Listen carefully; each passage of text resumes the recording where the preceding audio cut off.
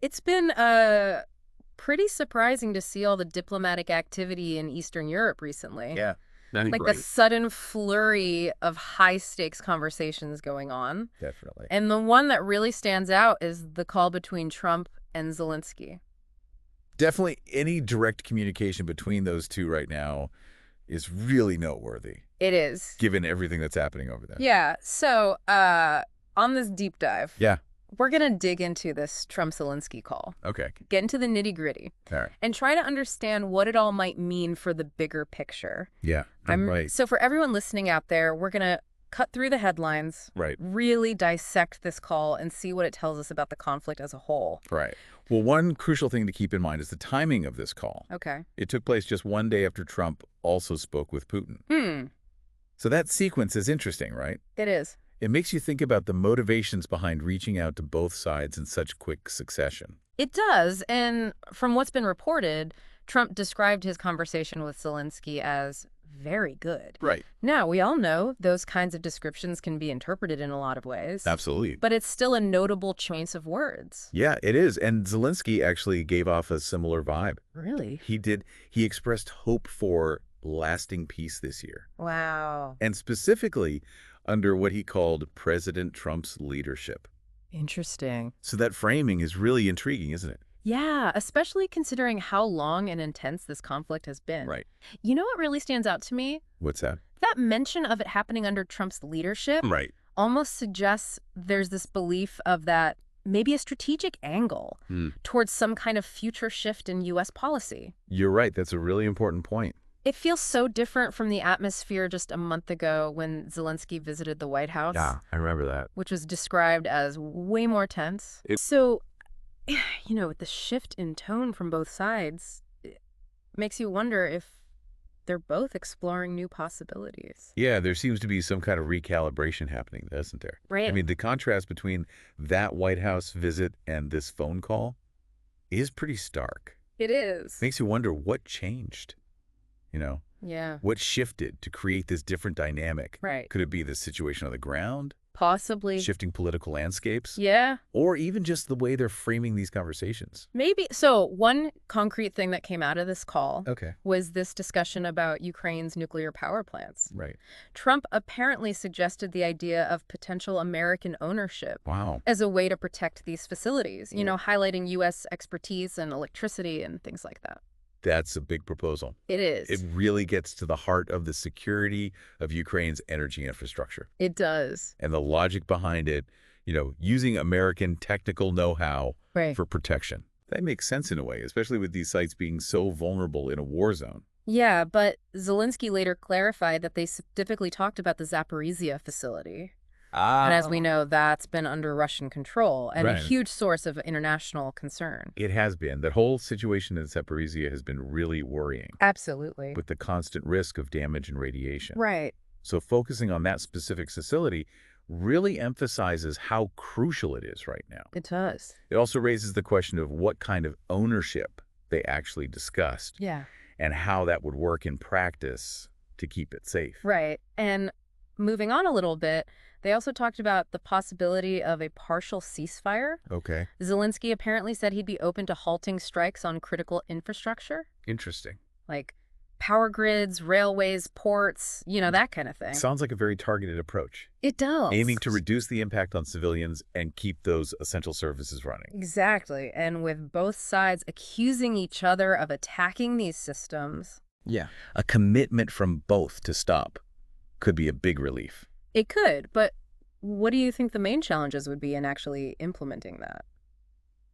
Well, I think the biggest one is trust Yeah. and verification. Right. Zelensky made it super clear that any ceasefire would have to be based on solid, mutually agreed upon terms. He even said, without those guarantees, everything will fly.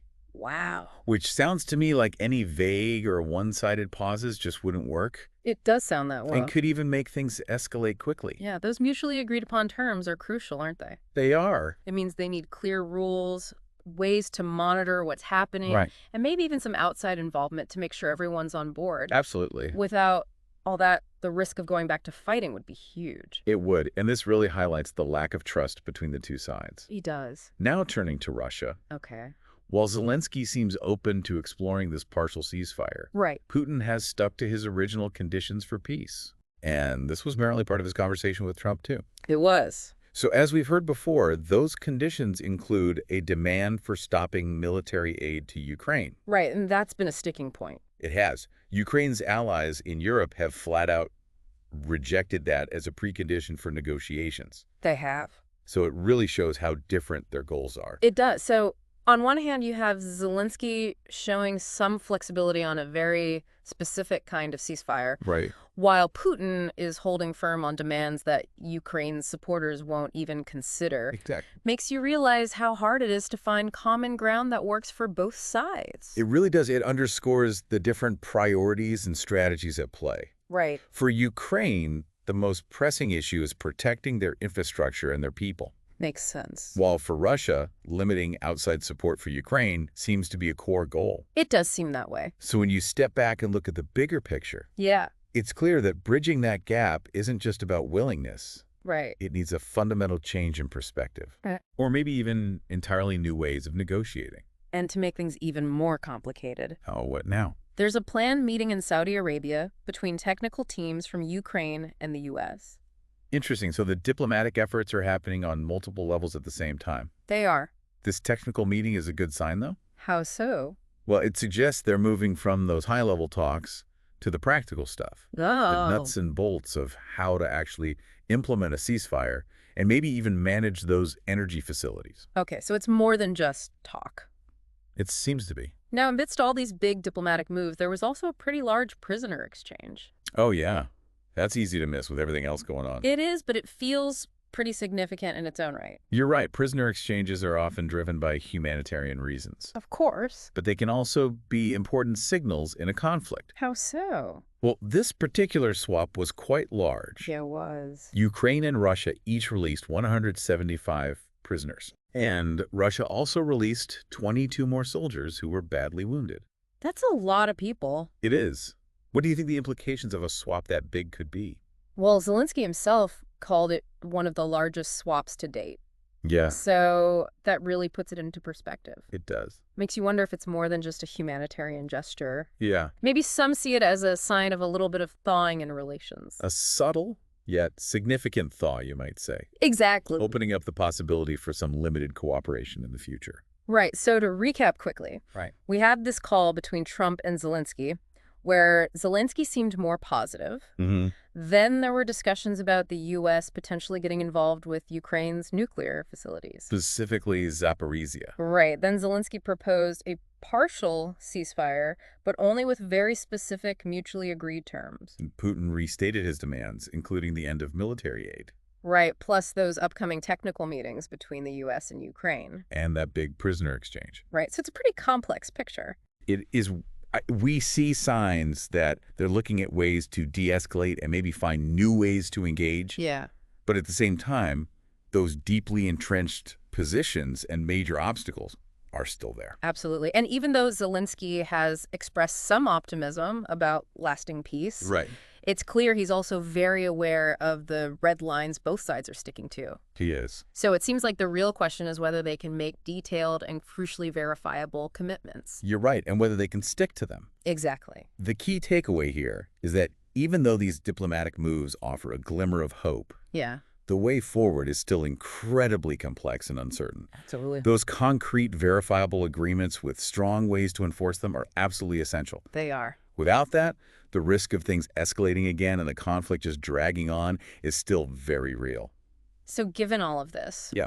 what do you think is the biggest hurdle to actually achieving lasting peace in the region? And what kind of commitments do you think would really build trust between these two sides? That's a great question. It's a lot to think about. It is. And it really highlights how delicate and high stakes this whole situation is. It really does. Thanks for joining me on this deep dive. My pleasure. We'll be keeping a close eye on these developments. Definitely. And we'll be back soon to break down the latest. Looking forward to it. Thanks for listening. See ya. Bye.